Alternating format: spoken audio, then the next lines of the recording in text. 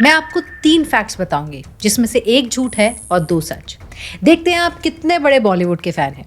पहला फैक्ट, ओ रोमियो शाहिद कपूर और विशाल भारद्वाज की 4th फिल्म है एक साथ। सेकंड फैक्ट, विशाल भारद्वाज के पास है 9 नेशनल अवार्ड्स और शाहिद कपूर के पास सिर्फ 1। एंड थर्ड फैक्ट, तृप्ति डिमरी और अविनाश तिवारी इंक्लूडिंग ओ रोमियो तीसरी फिल्म एक साथ कर रहे हैं। तो आपको पता चला कौन सा स्टेटमेंट झूठा था और कौन सा सच्चा? क्या कहा मैं बताऊं? पहले पूरा वीडियो देखिए, मेरे थोड़े व्यूज़ बढ़ाइए, थोड़ी देर में बताती हूँ। चलिए अब टॉपिक की बात करते हैं। हुसैन उस्तरा वो आदमी था जिससे दाऊद इब्राहिम भी डरता था। वो 3 मिस्टीरियस मोबाइल फ़ोन रखता था। पुलिस का इन्फॉर्मर था जिसकी मौत एक हनी ट्रैप की वजह से हुई थी और जिसकी लाइफ पर बनी है फिल्म। शाहिद कपूर, तृप्ति डिमरी और अविनाश तिवारी स्टारर और Vishal Bhardwaj directed O Romeo. चलिए शुरू करते हैं हुसैन उस्तरा की untold story. And welcome back to my channel. मैं हूँ नमिता आपके साथ। मुंबई का अंडरवर्ल्ड, दाऊद इब्राहिम, छोटा शकील, अबू सलेम, ये वो नाम हैं जिन्होंने डर का एम्पायर खड़ा किया था। लेकिन 80s में उस दौर में एक ऐसा शख्स भी था जिसकी एक आवाज़ से दाऊद की डी कंपनी थर थर कांपती थी। वो कोई बड़ा डॉन नहीं था, ना ही उसके पास AK-47 की फौज थी। उसके पास था सिर्फ एक छोटा सा उस्तरा, मोहम्मद हुसैन शेख, जिसे दुनिया हुसैन उस्तरा के नाम से जानती है। और ओ रोमियो में जिसका रोल प्ले किया है शाहिद कपूर ने, एक ऐसा हिटमैन था जिसने दाऊद को खुलेआम ललकारा था। आज के वीडियो में हम सिर्फ शाहिद कपूर की फिल्म ओ रोमियो की बात नहीं करेंगे, बल्कि उस असली बायोग्राफी की गहराई में जाएंगे जिसमें डर, बदला और एक ऐसी अधूरी लव स्टोरी है जिसने पूरी मुंबई को हिला कर रख दिया था। फ्रेंड्स, पर्दे पर जो आप देख रहे हैं ना, वो विशाल भारद्वाज का विजन है। लेकिन इस कहानी की असली जड़ एस हुसैन जैदी की book mafia queens of Mumbai में छिपी है। This film is inspired by this book with of course lots of creative liberties. Investigative journalist S Hussain Zaidi ने इस शख्स के बारे में जो खुलासे किए हैं वो किसी भी थ्रिलर फिल्म से ज़्यादा खतरनाक नहीं है। इस वीडियो की रिसर्च एस हुसैन जैदी की book mafia queens of Mumbai और उनके इंटरव्यूज से ली गई है। इसका नाम जो है हुसैन शेख था, लेकिन ये हुसैन उस्तरा के नाम से मशहूर। जी हाँ, आप मुझे लगता है थोड़े से यहाँ पे कंफ्यूज हो सकते हैं, क्योंकि हुसैन जैदी वो इन्वेस्टिगेटिव जर्नलिस्ट हैं जिन्होंने ये बुक लिखी है, और हुसैन उस्तरा वो हिटमैन है जिसके बारे में ये पूरी मूवी है। तो इन दोनों में हुसैन नाम कॉमन है। तो पूरे वीडियो में ध्यान रखिएगा कि मैं किस हुसैन की बात कर रही हूँ। हुसैन जैदी के मुताबिक हुसैन उस्तरा कोई अंडरवर्ल्ड डॉन नहीं था। वो गैंग हायरार्की में लास्ट ईयर यानी कि एक हिटमैन था। लेकिन वो स्पेशल क्यों था? क्योंकि वो दाऊद इब्राहिम के खिलाफ था। वो पुलिस को दाऊद की गैंग की हर मूवमेंट की खबर देता था। लेकिन वो दाऊद के खिलाफ क्यों था? कहते हैं कि हुसैन को लगता था कि दाऊद ने मुंबई के पूरे एथिक्स को ख़त्म कर दिया है, इसलिए वो दाऊद को इतना पसंद नहीं करता था। वैसे अकॉर्डिंग टू हुसैन जैदी, बिना हथियार के हुसैन उस्तरा बिल्कुल एक ऑर्डिनरी लड़के जैसा दिखता था। लेकिन उसके हाथ में उस्तरा आते ही वो मौत का दूसरा नाम बन जाता था। उनकी सारी बहादुरी, सारी शुजाअत, सारी हिम्मत जो है वो एक हथियार से है। हुसैन शेख का उस्तरा बनने का किस्सा भी बहुत फिल्मी है। ये बात है उसके लड़कपन की, जब वो सिर्फ 16-17 साल का था। मुंबई की तंग गलियों में एक झगड़े के दौरान हुसैन ने एक बार्बर का उस्तरा उठाया और अपने दुश्मन पर इतनी सफाई से चलाया कि देखने वालों की रूह कांप गई। कहते हैं कि जब उस इंजर्ड आदमी को हॉस्पिटल ले जाया गया तो डॉक्टर्स हैरान हो गए। कट इतना साफ और इतना गहरा था, कंधे से लेकर कमर तक, कि वो समझ ही नहीं पाए कि इसे स्टिच कैसे करें। हुसैन की ये सर्जिकल प्रिसीशन देखकर अंडरवर्ल्ड ने उसे नाम दिया उस्तरा। वो बंदूक से ज़्यादा अपने उस्तरे पर भरोसा करता था, क्योंकि वो कहता था कि गोली आवाज़ करती है, उस्तरा सिर्फ अपना काम करता है।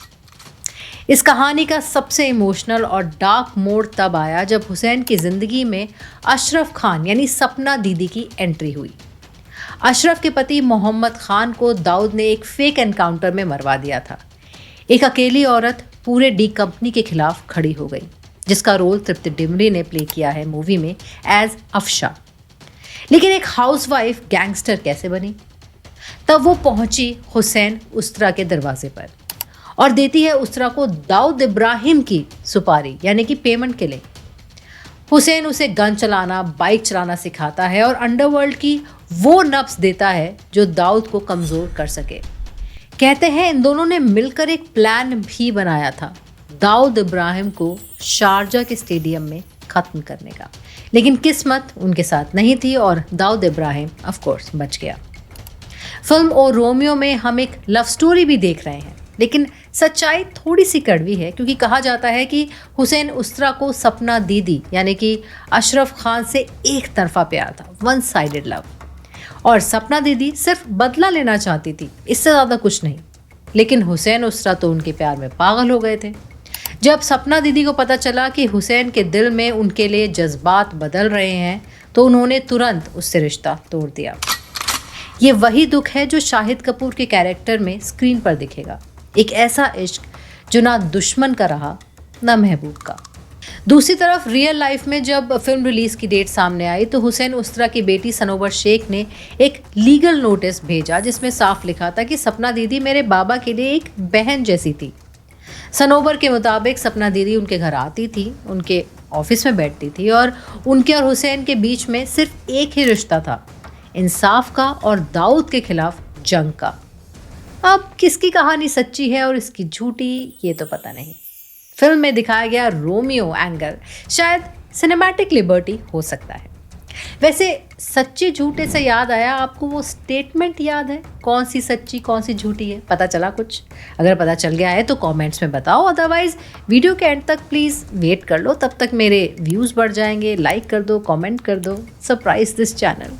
नए सब्सक्राइबर्स को देखकर मैं और मेरा चैनल थोड़े सरप्राइज हो जाते हैं, तो थोड़ी हेल्प कर दो मेरी यहाँ पर। खैर टॉपिक पर वापस आते हैं।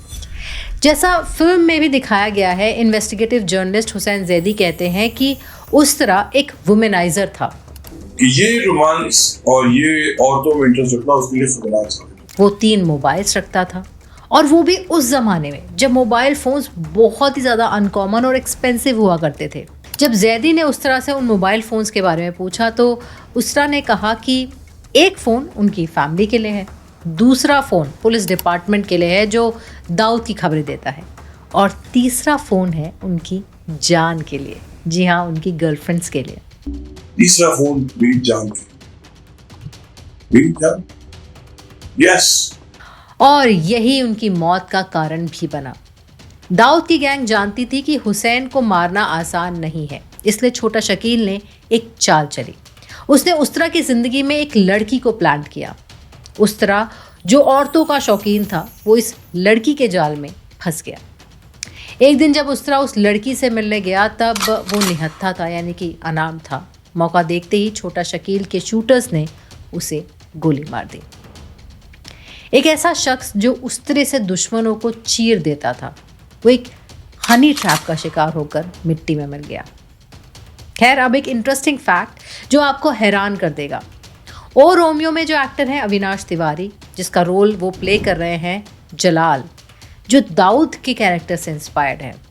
अमेज़ॉन प्राइम की ब्लॉकबस्टर सीरीज बम्बई मेरी जान में अविनाश ने वहाँ दारा कादरी का रोल निभाया था, जो सीधा सीधा दाऊद इब्राहिम से इंस्पायर्ड कैरेक्टर था। ये सीरीज़ भी एस हुसैन जैदी की बुक डोंगरी टू दुबई पर बेस्ड थी और इसमें दिखाया गया था कि कैसे एक ईमानदार पुलिस वाले का बेटा दारा मुंबई का सबसे बड़ा अंडरवर्ल्ड डॉन बन जाता है। क्या जलाल और कोई नहीं, दाऊद का ही दूसरा नाम है मूवी में? अगर ऐसा है तो अविनाश शायद बॉलीवुड के पहले एक्टर बन जाएंगे जिन्होंने दाऊद का कैरेक्टर मूवी और सीरीज दोनों में निभा लिया है, और दोनों में अलग लुक। सीरीज में रियलिस्टिक और फिल्म में एक मेटाडोर का स्केरी लुक। वैसे बाय द वे, रिपोर्ट्स के मुताबिक अविनाश को 4 घंटे लगते थे प्रोस्थेटिक मेकअप में इस लुक में आने के लिए। मूवी में विक्रांत मैसी भी एक स्पेशल अपीयरेंस में है। अकॉर्डिंग टू रिपोर्ट्स वो मूवी के नरेटर बने हैं, may be a police officer और एन इन्वेस्टिगेटिव जर्नलिस्ट। क्या पता वो हुसैन जैदी का ही रोल प्ले कर रहे हों। दिशा पटानी एज यूजुअल एक आइटम नंबर कर रही हैं। Tamannaah Bhatia unfortunately item number नहीं कर रही हैं, but she could be playing the role of that honey trap जिसे उसरा ने प्यार समझा। वो निकली दाऊद की गैंग की मेंबर। नाना पाटेकर वो पुलिस ऑफिसर हैं जो उसरा से दाऊद की इंफॉर्मेशन लेते हैं, और फरीदा जलाल भी हैं, उन्होंने दादी का रोल प्ले किया है उसरा का, और वो सपना दीदी के लिए उसरा को वार्न करती रहती है। आज हुसैन उसरा की कहानी को सालों बीत गए हैं, लेकिन मुंबई की गलियों में आज भी उनका नाम एक किस्से की तरह सुनाया जाता है। वो कोई मसीहा नहीं था, पर वो अकेला था जिसने तब नो कहा जब पूरी दुनिया दाऊद के सामने यस कह रही थी। शाहिद कपूर की ओ रोमियो शायद इस स्टोरी को नया रंग दे, लेकिन असली हुसैन उस्तरा हमेशा उन उस्तरों की धार में जिंदा रहेगा। विशाल भारद्वाज ने माना कि ये कहानी उनके पास पिछले 10 साल से पड़ी थी, जब से उनको इस कहानी के राइट्स मिले थे, लेकिन अब जाकर उनका ये फिल्म बनाने का सपना पूरा हुआ। जी 10 साल में यूँ लगे, क्योंकि जब मैंने इस कहानी के राइट्स लिए थे तो 3 साल तक मैंने इसे बनाने की कोशिश ही नहीं की, 3-4 साल। पर कोई एक चीज़ एक कहानी में होती है, वो हर कहानी में होती है। तो बहुत डायरेक्टर्स ने मुझसे आके ये स्टोरी मांगी कि आप तो बना नहीं रहे हैं, तो कम से कम हमें ही दे दीजिए।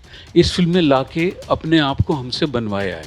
तो ये अनबिलीवेबल कि कुछ ऊपर वाले का करम है, कुछ हमारी शायद कुंडली है, कुछ इस फिल्म की कुंडली है कि ये ऐसे बनी। और वो वीडियो के स्टार्ट में जो क्विज पूछी थी, आपको पता चला कौन सा स्टेटमेंट झूठा है?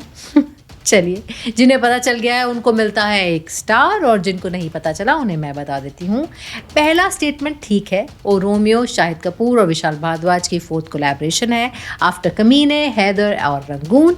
थर्ड स्टेटमेंट भी ठीक है, आफ्टर लैला मजनू और बुलबुल ये तृप्ति और अविनाश की 3rd फिल्म है एक साथ।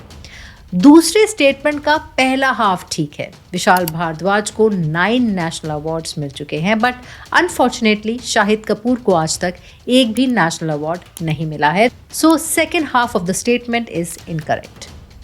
होप इस फिल्म में शाहिद कपूर को शायद अपना पहला नेशनल अवार्ड मिल जाए। अगर आपको ये वीडियो इन्फॉर्मेटिव लगा है तो प्लीज़ मुझे भी कोई अवार्ड दे दीजिए। Comment award, subscribe award, like award भी दे सकते हैं। भाई मेहनत लगती है रिसर्च करने में और आप तक करेक्ट वीडियो लाने में without any noise. Well that's the end of my video. बताइए कैसा लगा आपको मेरा video by surprising this channel, क्योंकि नए सब्सक्राइबर्स को देखकर मैं और मेरा चैनल दोनों सरप्राइज हो जाते हैं। मिलती हूँ मैं आपसे अगले वीडियो में, तब तक के लिए take care and bye bye.